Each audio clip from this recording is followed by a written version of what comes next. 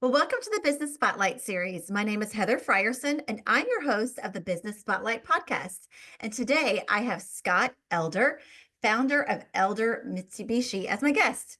And today we're going to be talking all about his business, his journey to business ownership, challenges, best practices, and really just share a sneak peek of what it's like to own and operate a business. So if this is your first time to the channel, be sure to like and subscribe so that you get a notification every time a new show drops, just like this one. Well, Scott, welcome to the show. I'm so glad you're here. Well, thanks. It's great to be here.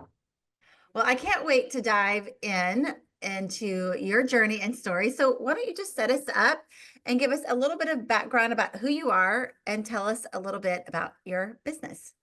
Sure. I'm Scott Elder with Elder Mitsubishi. So I've been in the car business now a little over 20 years, and we basically started as Dream Cars, an independent dealership, and we basically grew that business selling all used cars and also doing service. And then in 2017, so I guess about 8 years ago now, we got the first Mitsubishi franchise and became a Mitsubishi dealership here in Austin. And then a couple of years ago, we added a second location and opened a second Mitsubishi dealership in Killeen, Texas. So now we're basically operating two locations, selling new cars, also selling used cars, and service and parts for all the Mitsubishi vehicles in the Central Texas area.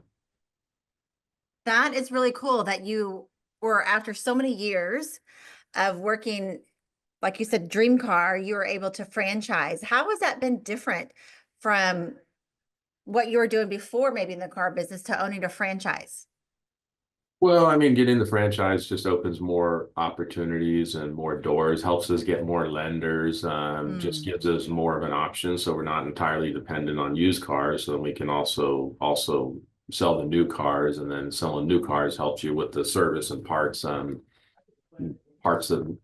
area of the business too. So it's really just kind of going from just used to selling new and used is, kind of just moving, taking the next step forward, I guess, in a sense.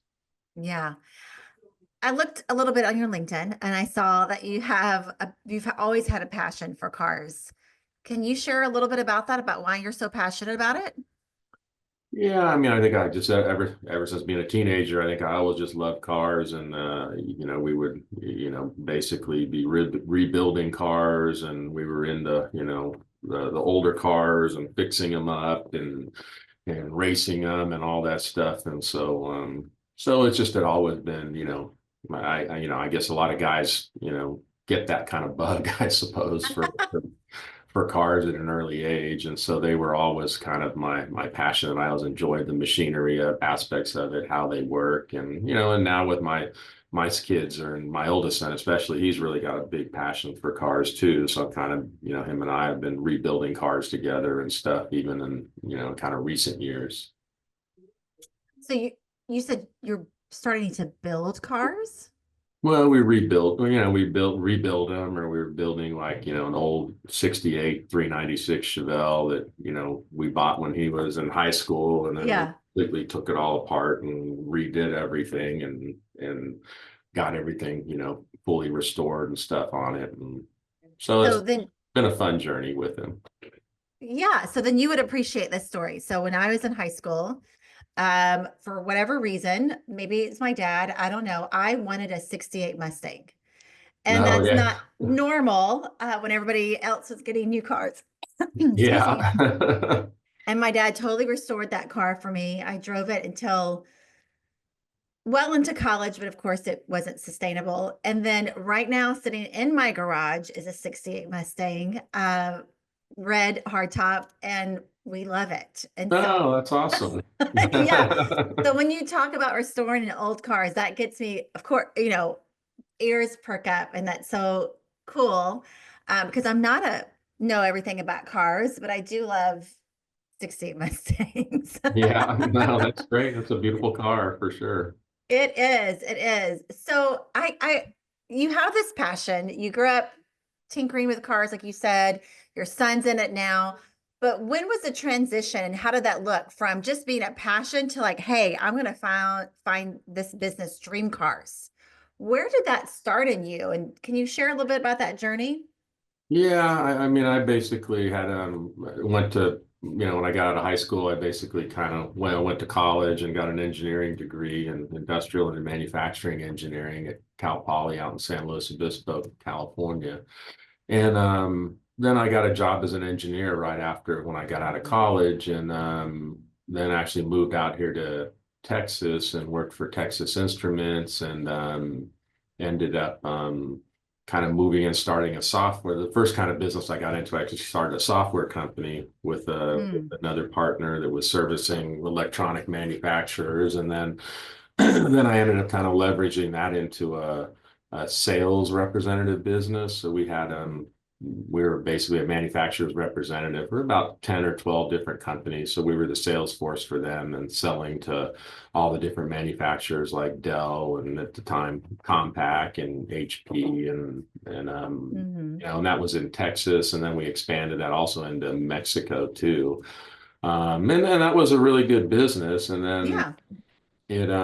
but then it started all moving to China. And so at first I started, we were going to China and we were kind of managing bridging it over there. And then that just became challenging. And I kind hmm of just got to the point where I was like, this business, I don't see the future working out the way that I had envisioned it before. So I kind of decided I needed to make a change. And then mm, that's when I really just looked at different businesses and different options of things to get into and decided on the car business and that figured, well, the thing I really love is cars, so probably makes sense to do something in an area that I'm have some passion for and that I enjoy.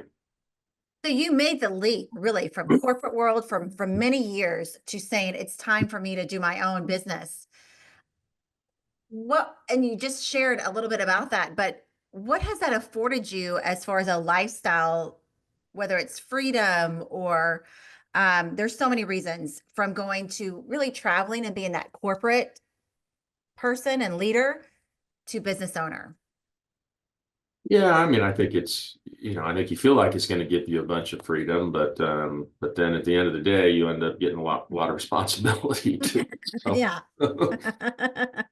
but I guess in a sense there is freedom that you're much more in control of your own destiny and Mm, what you do and what directions you go in if you're in your own business versus working for someone else, and yeah. especially the bigger the business is, then probably the less input you have into the direction and the daily activities and stuff that are driving the business Yeah. forward. So I love that you said you get to control your own business or your own destiny. And now your son's in a part of your business, or at least has the same passion. Do you see this business being a family-owned business?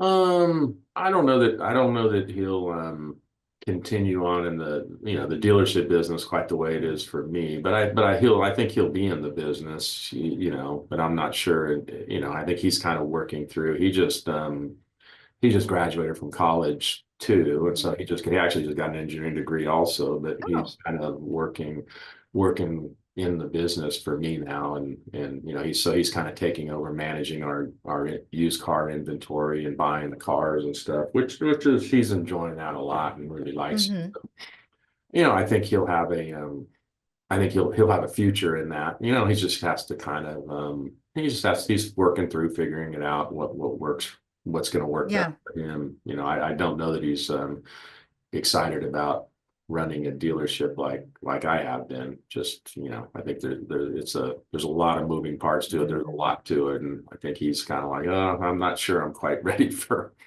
yeah, to deal with all that yet. So yeah. Who of us were right out of college though? I mean, yeah, things right. change so much over the years.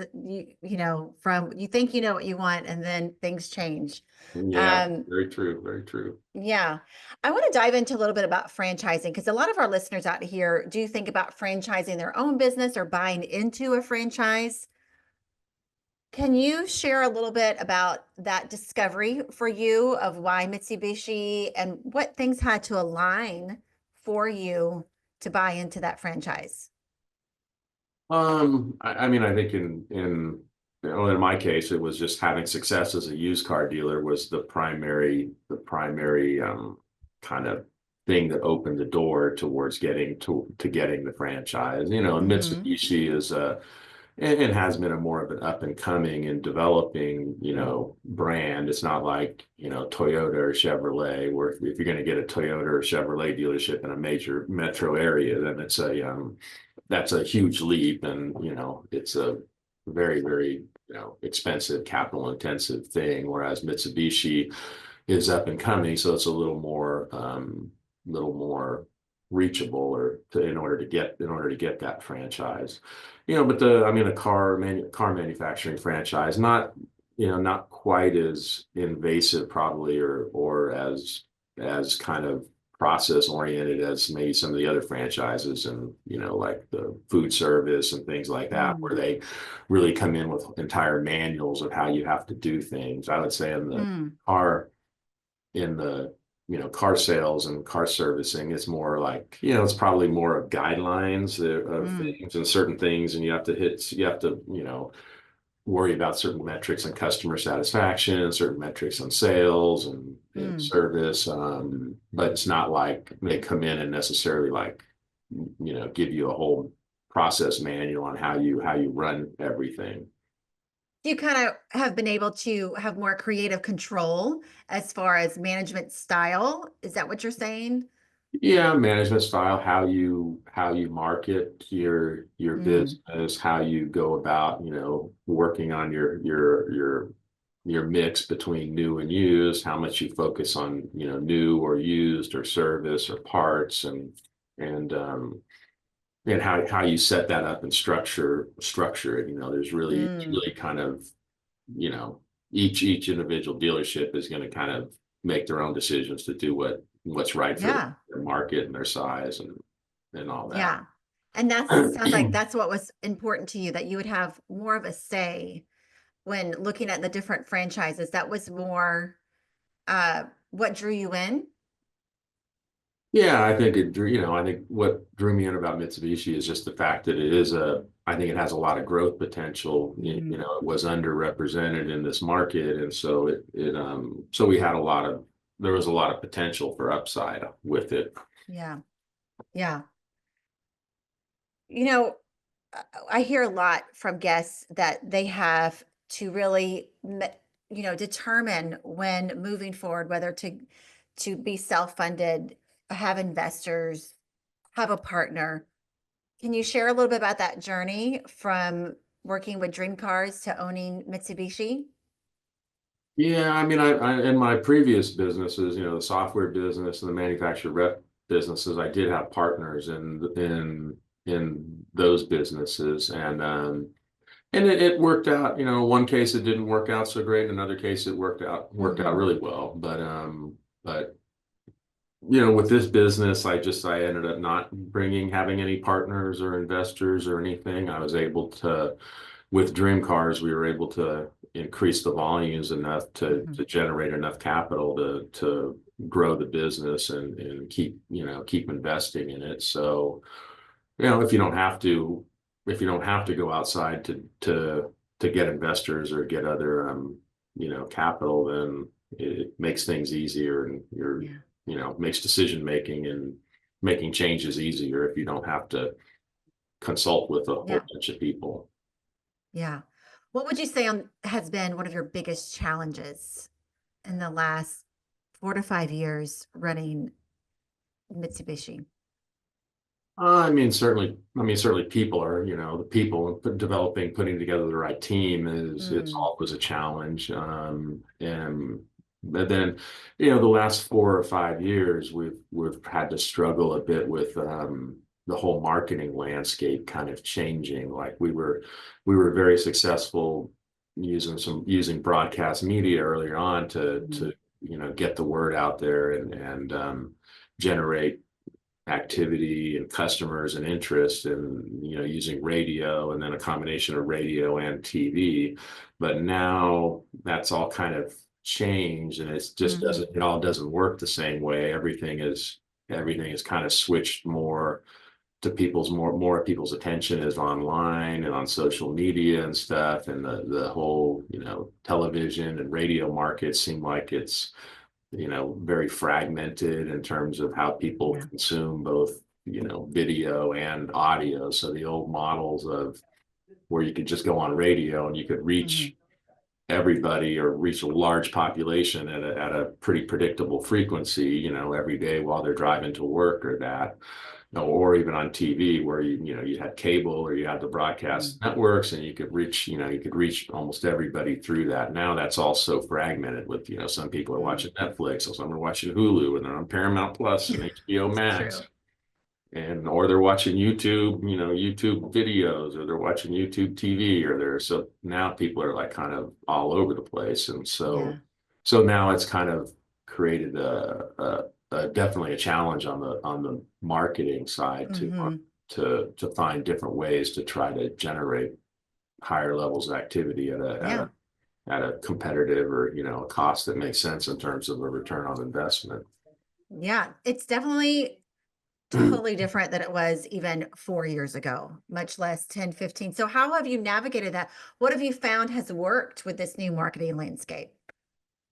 I mean, we've moved more of our budget to more of our focus in that to search and Mm. Google pay, search engine marketing, even, and then some of the other things we're still working through, YouTube ads, and then of course social media, and we've Hmm. tried a lot of different things and different approaches, and so we're kind of just trying to work through figuring out the formula. And Yeah. it's just kind of really just trial and error, because Yeah. it's even if we look at it, if I look at it, all the other dealerships, it's like everybody's kind of in a trial and error mode, Hmm. and there's not really any people who are just figured it out and they're crushing it that you can just kind of emulate.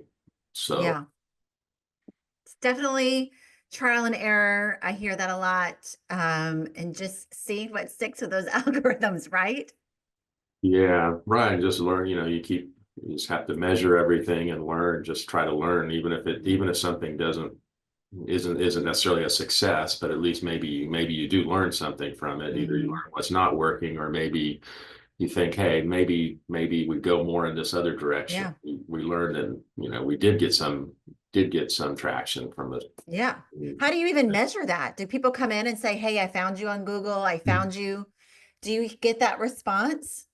Yeah, we do. And I mean, you have to be very kind of disciplined about making sure everybody tries to track that. And we ask, I really try to, everybody that we sell a car to, I really try to have our finance people that do the contracting of them kind of ask them about the story. What was the story? How did they come Yeah. to it? It's because it's not necessarily just one, oh, I saw you here and I came in. A lot of times there's a Hmm. story, like maybe, my aunt bought a car from you, and then I heard your radio commercial, and then I, Googled, Hmm. Mitsubishi, or I Googled a used car and I found you. So we try to get this story to just try to get Hmm. a better kind of,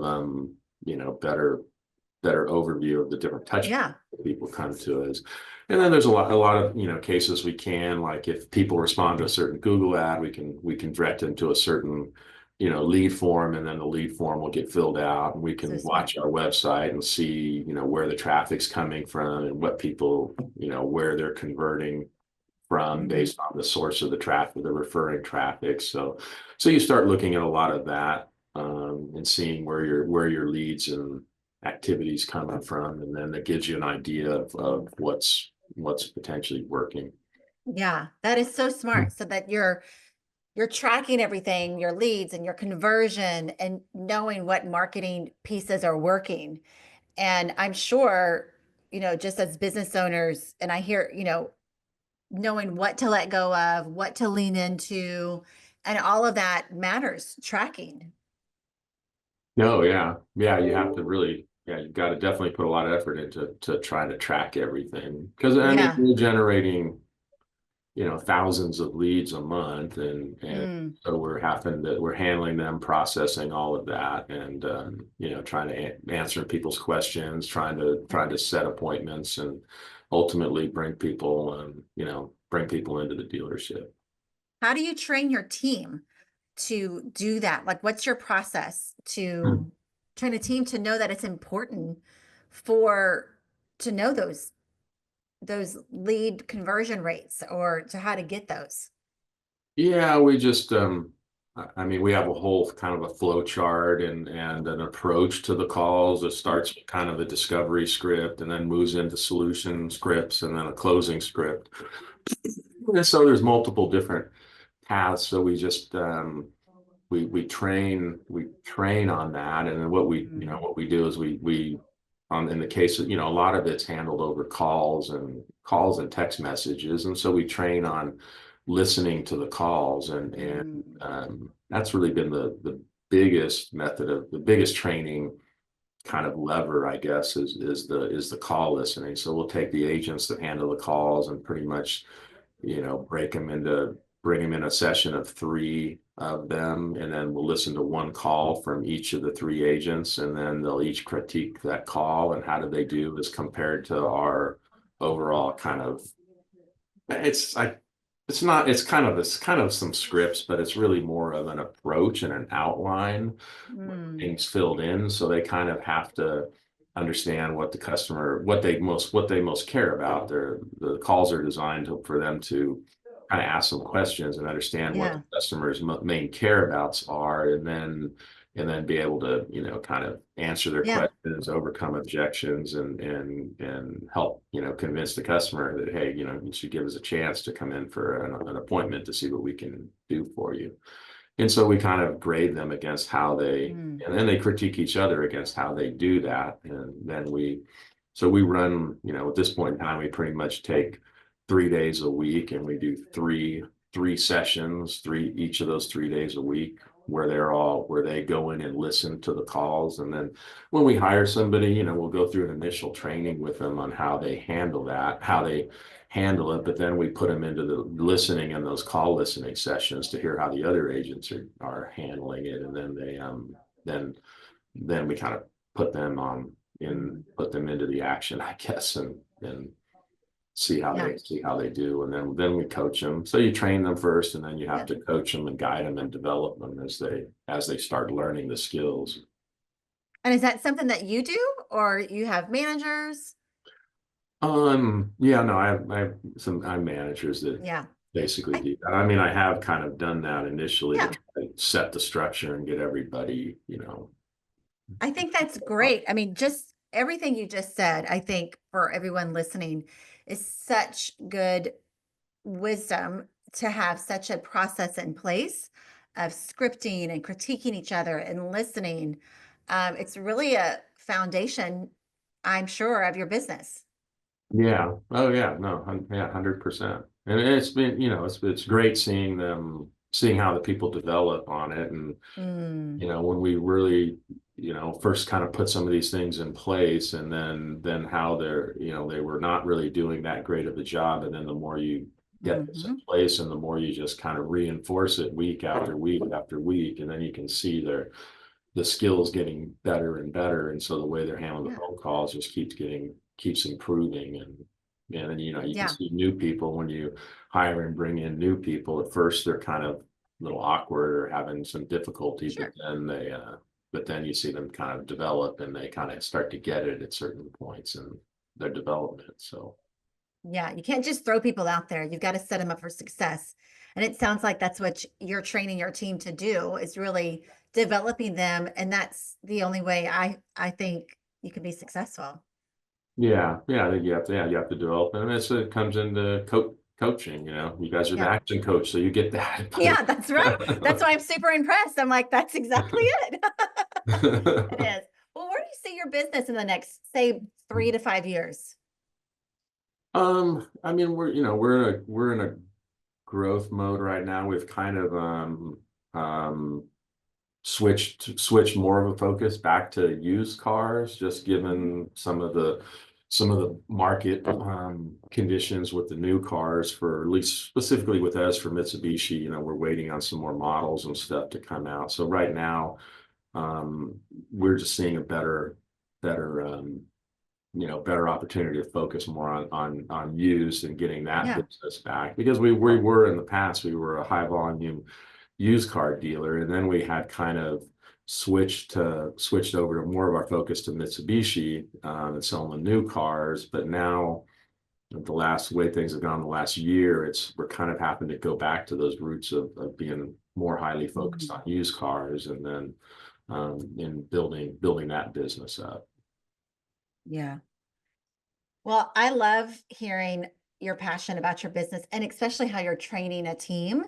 I think that's so important for all of our listeners to hear, just no matter what business they own or maybe they're leading in a corporation, just the whole process of scripting and really developing your team has really been so valuable. So before we get into some rapid fire questions, which are super fun, is there anything you want our audience to know about Elder Mitsubishi? Um, No, we're just well, we basically, we promote ourselves as the dealer for the people, and really what that means is that we're, not really like a lot of the other dealers where we're just kind of selling commodities or vehicles as commodities. What we really try to do is understand what people's transportation problems are and help Mm, overcome those. And so a lot of cases it's, people may owe too much on their trades, or they may have perceptions that they can't really get into a nicer, newer car, and then we can help figure out a way to make that happen and overcome those obstacles and solve those transportation problems. I love that. I love that you said dealer for the people. Super cool. All right, you ready for some fun rapid fire questions? Sure. All right, what would you say is the key to success for you? Key to success, probably just consistency, and just being disciplined and determined, being determined, and just really, when you hit obstacles, you just have to keep pushing. Yeah, that's for sure. What would be your one piece of advice for other business owners? Um, I would say just be determined, figure out a way. And when things get tough, you just have to dig in more, and Yeah, get creative and find a way. yeah, for sure. I like, you said your key to success is determined and discipline, and that's your advice to other business owners. It makes sense. Just keep going. Yeah. Yeah, yeah. All right, book or podcast? What are you reading or listening to right now? Um, Actually reading that Three Body Problem book. Is it Chicken Lou, I think is the name. I'm not sure if that's I don't pronouncing know. the artist name right. But yeah, my youngest son actually he already read the book, but it's interesting. It's kind of a, yeah, more of a, fiction, I guess, but but a lot of times I'll read business books. I think The Gap in the Game was probably the most recent one Mm. I read. And then, I've gotten a lot out of Patrick Lencioni's books. Oh yeah, I love him. Five Dysfunctions of the Hmm. Team. That's Yes, a good one. And then, Five Temptations of the CEO. I think I've read most all of them, but they're all very good. They're all really very good. Yeah, I do love Patrick Lencioni, if I'm saying that good. right, and Yeah. how he teaches that for sure. All right, if you had a little bit of magic dust and could sprinkle it anywhere in your business, where would you sprinkle it? I mean, right now the biggest thing would just be on the marketing side, and just Hmm. understanding good ways to especially use social media to generate, more leads and interest and activity at a reasonable cost.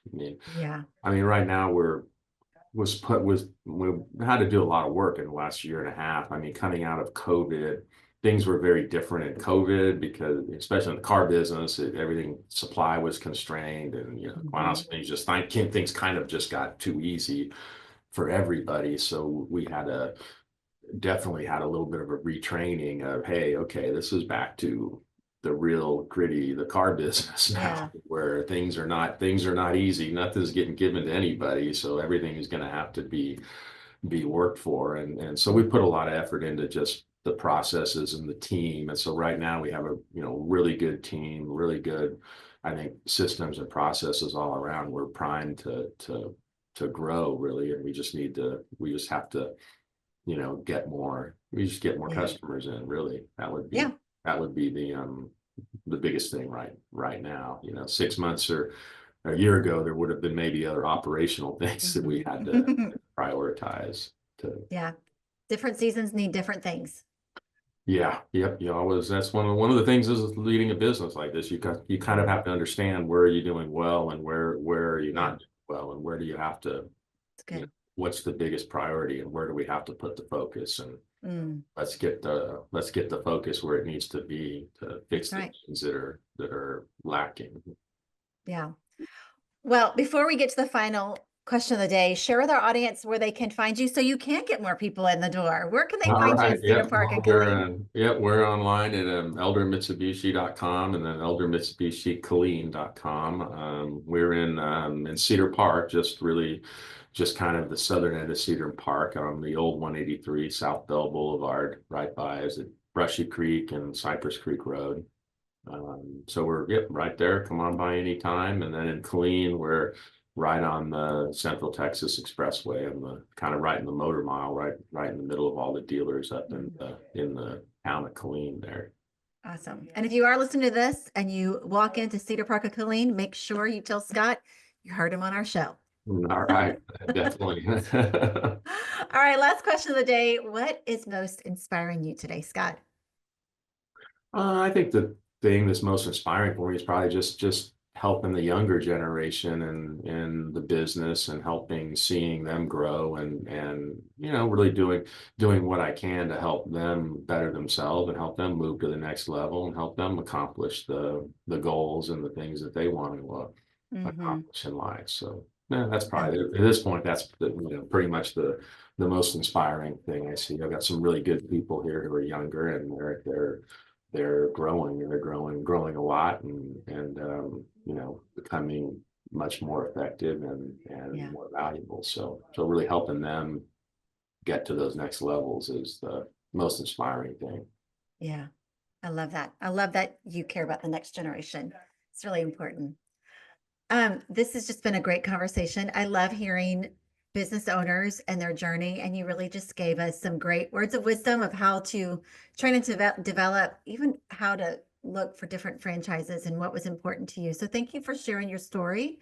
And I just want to encourage everyone to save the show and come back and listen to all the words of wisdom that Scott shared with about scripting specifically and so many other things. And also don't forget to like and subscribe to the show so that you don't miss a notification every time a new show drops, just like this one. Thanks to everyone for joining us today. We're really glad you were here. But Scott, a special thank you to you. It was really great. I really appreciate it. Yeah, and thank you, Heather. We appreciate it too. It was great. All right. Well, until next time, we'll see you. Bye bye. Bye now.